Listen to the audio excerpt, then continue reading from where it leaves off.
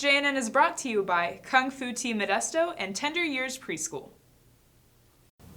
Good morning, Gregory High. Today is Friday, March 13th. I'm Sierra McDaniel. And I'm Jenny Carrillo. Today on JNN, we get a sneak peek at the drama department's auditioning process for the production of The Great Gatsby. We take a closer look at the artists behind this year's art calendar. We visit our career tech navigator to discuss new opportunities offered by Modesto Junior College. And Bertil Alcurci opens the spring sports box. All this and more on today's JNN.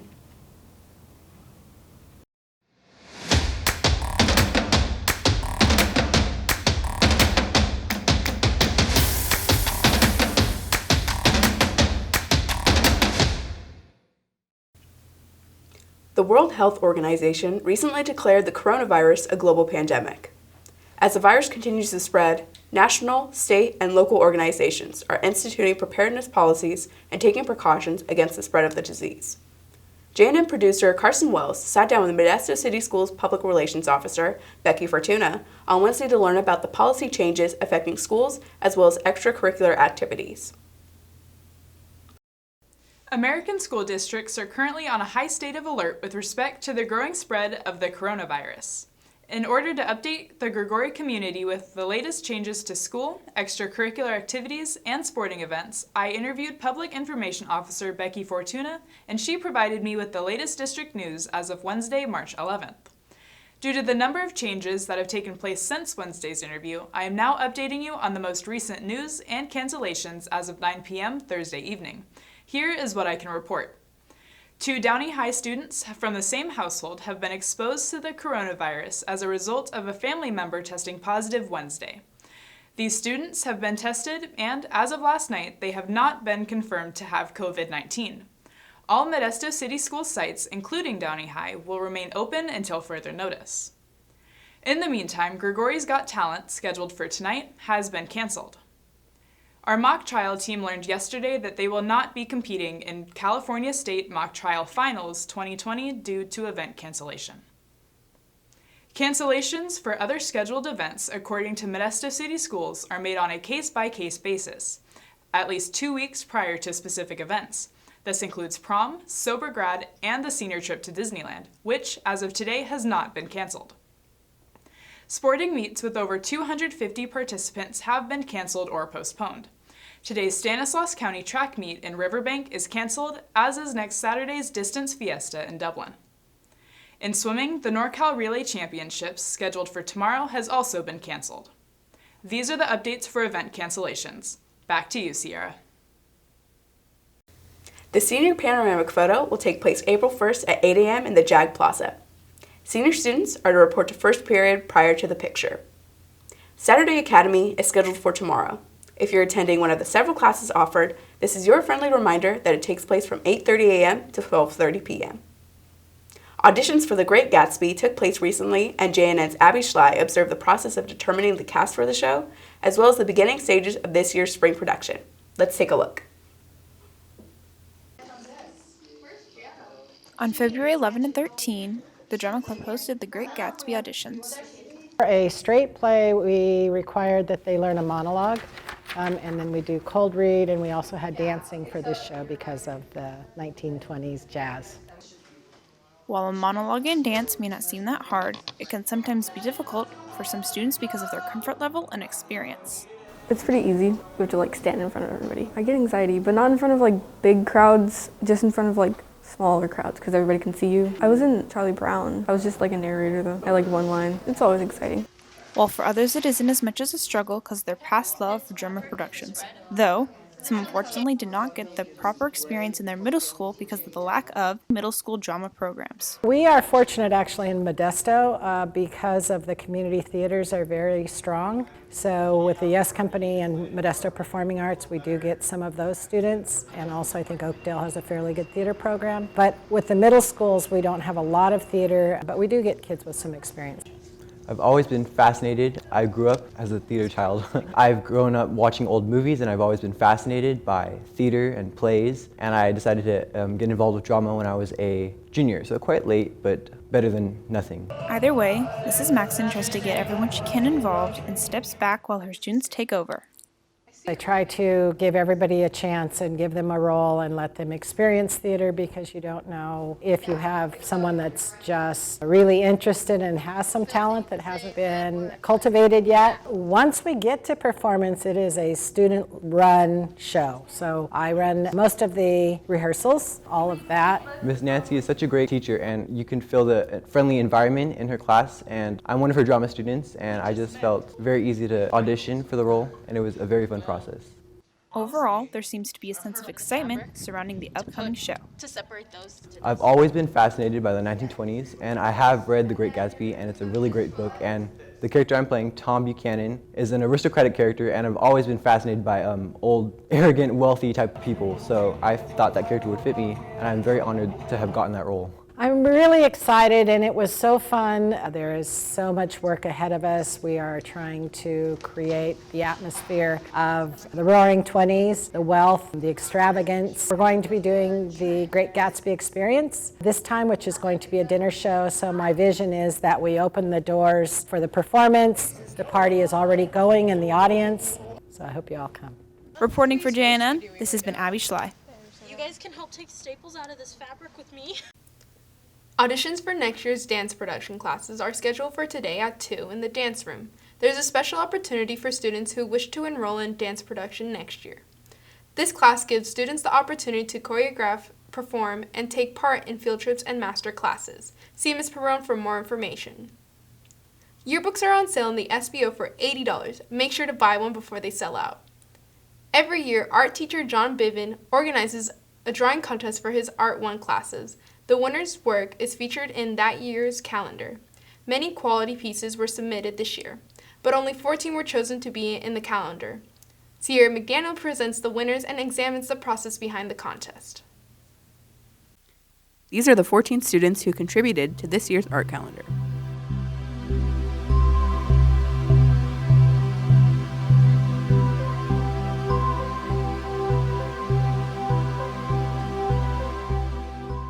So the very first day of class, we do a portrait that is anybody they want.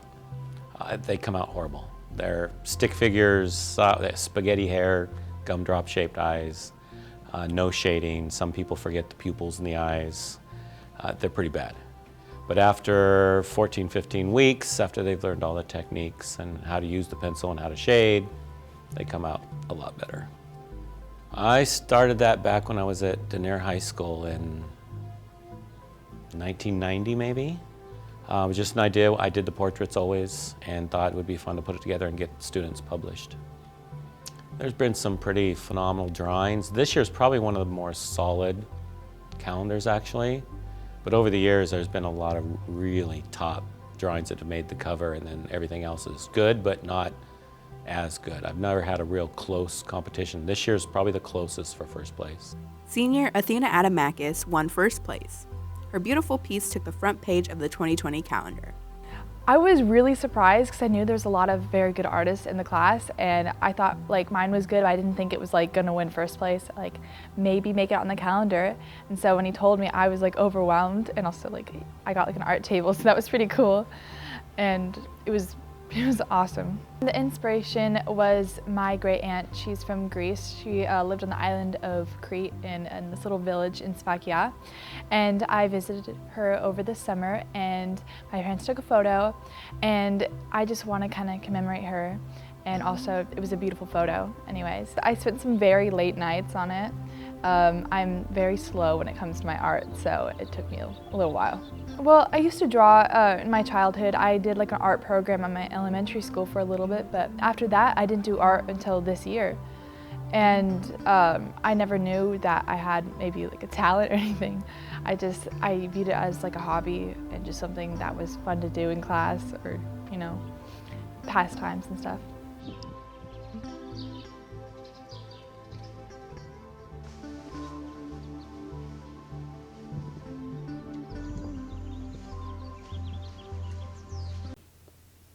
The Spring Outdoor Movie Night is scheduled for Friday, April 3rd.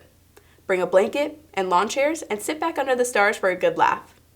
Voting is now open for choosing the comedy show we will be hosting.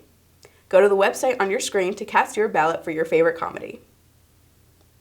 Career Tech Navigator Ariana Ovalle hosted a campus workshop on February 27th to introduce enrollment opportunities offered by MJC and to assist students in the application process.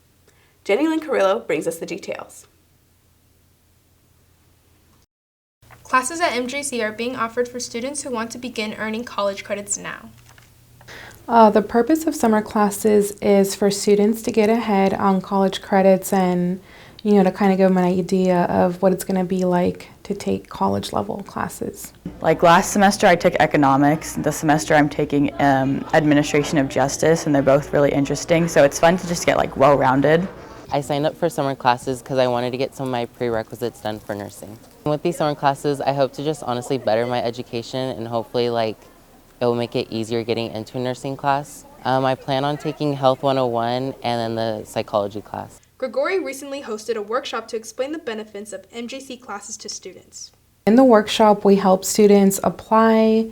We walk them through the application process, and some students who weren't familiar with how to look at classes or what to take, we showed them how to do that and, kind of just get familiar with how the registration process goes. And then it also helps students register for summer courses that we're offering here, at Grigori and other high schools. They were able to see that and what they wanted to take. When they are in classes at MJC, they don't have to pay for it. They only are responsible for the books and to pay student fees. Students can take classes year-round, but they just need to be aware every semester that they take a course, they have to come see me to get a petition, and I sign off on the petition, and then I help them, register for classes and navigate all of that stuff. Well, any, classes at MJC are pretty challenging, so I think it could be great for students who are motivated and have, the academic skill and are ready for the college level coursework. Reporting for JNN, this has been Jenny Lynn Carrillo and Leslie Martinez. Grigori's annual Spring Blood Drive will be taking place next Thursday, March 19th. Get your applications in the SBO or at the tables at lunch. Applications due back no later than March 18th. Seniors, let Ms. Kuykendall know if you have been awarded any scholarships so that you can be honored at Scholarship Night, May 18th at 7 p.m. at Grigori. Now, Bertila Kurji opens the Spring Sports Box. What's up, Jags? I'm Bertila Kurji, coming at you from right here in the Spring Sports Box. Before we get started with the new season, let's take a look at award-winning winter athletes and those who made CCAL first team. Starting with girls basketball, junior Natalie Brown, first team. Senior Savannah Turner, co-MVP and honorable mention, junior Emma Braley. Moving on to boys basketball, senior Luke McClellan for MVP, junior Carlos Hernandez and senior Julian Brown, first team, sophomore Kyle Monk, second team, and honorable mention, senior Javante Allen. For girls soccer, sophomore Cameron Smithers, first team. For boys soccer, junior Tyler Creasy and Ian Torres, first team, senior Ivan Ramirez and Aziel Suarez, second team, and honorable mention, senior Cole Edgar. And finally, wrestling. Congratulations to junior Amelia Velazqueze and freshman Elijah Montez for making it to state. Montez finished top 20 in state with a score of 2 wins and 2 losses. Amazing job, winter athletes. High school football season might be long over, but young players are still competing. JAG football player senior Ezekiel Aguilar landed a coaching job for one of the local teams. Carson Wells brings us the story. Hey, he's gonna get open over there.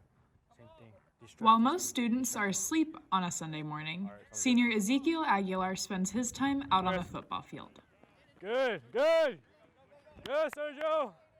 So today I'm here to coach some second and third graders, some flag football. That's where I spend most of my Sundays now. We play a variety of teams. A lot of them are actually all the teams are named after colleges. So my team's, the USC Trojans. So Coach Pla over at Downey High School, he kind of partnered with Next Level and worked really hard to bring it into our area and got other coaches from sites to volunteer. And then we also were asked to recommend students that we thought would be good coaches. You need a lot of patience because you're working with young kids that still have a lot of energy, and I'm actually kind of lucky to coach them in the morning because they're still a little tired, but I mean, after a while they get to pick up the energy, but I love it. Zeke is a 4-year senior. He's a guy that we really became to count on. He was a guy you knew he was always going to show up on time, be there. He's high character. He was going to know his job, and he was a team guy. I prep him by taking him out to the side of the field, get a couple stretches in, and then we go through our game plan. And then me personally, I like to get the kids' opinion on what they want to play, on what they want to run, what special plays or any trick plays, because they're little kids, they want to run their own things. He makes us throw the ball and practice catching it. We do stretches, then we do things like half of us are defense, half of us are offense. This is something I would love to continue. It's a great opportunity, and to me, honestly, it's just all about teaching these little kids football, getting them out here to play the sport that I know they love and they have fun playing. And win or lose, all that matters is that they're happy at the end of the day. They leave here, the stadium, with a smile on their face, and that's all that matters to me. Reporting for JNN, this has been Carson Wells. Go, go, go, go, go, go, go, go, go, go, go, go. I won. Now on to spring sports. Let's start off with baseball. On Tuesday, the boys baseball team played the Central Catholic Raiders at home. The boys were defeated 12-1. Current pre-league record 2-1. Their next game is today at home against East Union. The game starts at 3:30. Good luck, Jags. Let's move on to softball. Jags faced off against the Panthers last Tuesday at Modesto High. Unfortunately, Grigori lost 4-3. Current pre-league record 2-6. The next softball game is against the Huskies at Houston on Saturday, March 14th at 12 p.m. Now on to boys golf. Last Wednesday, the boys golf team competed against the Turlock Bulldogs in their first CCAL match of the season. Overall, the Jags came out on top, 423-445. Top golfers of the match are Ricky Fast with 75 and Adam Williams with the 78. The team competed on Wednesday against the Pittman Pride, but at the time of this recording, the results were not available. They're set to compete in the Turlock Invitational March 16th. Let's move on to swim. Jags faced off against the Turlock Bulldogs at home for their first swim meet last Friday. The Bulldogs beat the Jags. Sydney Vieira took first place in the 100 freestyle and the 100 backstroke for the girls. As for the boys, Corbin Wong took first place in the 100 butterfly and the 100 backstroke. Their next swim meet is today at 3 p.m. against the Pittman Pride at Pittman. Boys tennis went up against Downey for their first league match this Tuesday. They defeated the Knights 7-2 for a league standing of 1-0. They faced Turlock yesterday at home. The score was unavailable at the time of this recording. Jags compete against Wood Creek on Saturday the 14th at 10:30 a.m. Our track and field team traveled to Turlock High School on Wednesday to compete in the first CCAL cluster meet of the season. For varsity boys, Paul Camo placed second in the 100 meter and first in the 200 meter. Isaac Smith placed 8th in the high jump and Nathan Robinson placed 8th in the pole vault. Moving on to varsity girls. In the 200 meter, Fallon Wolfley placed 4th followed by Calissa King in 5th. In the 400 meter, Calissa King placed 1st and Fallon Wolfley came in 2nd. In the 3200 meter, Madison Cackley came in 1st with Chloe Cook in 4th. Simone Smith came in 4th for the 100 meter hurdles and our girls 4x1 relay came in 3rd. Their next meet is set for March 27th at the County Clash meet in Oakdale. Well, that's it for the Spring Sports Box. I'm Rachel Kurji. See you next time. Thanks, Bertil. Well, that's all for this week's JNN. I'm Jenny Lynn Carrillo. And I'm Sierra McDaniel. See you next time.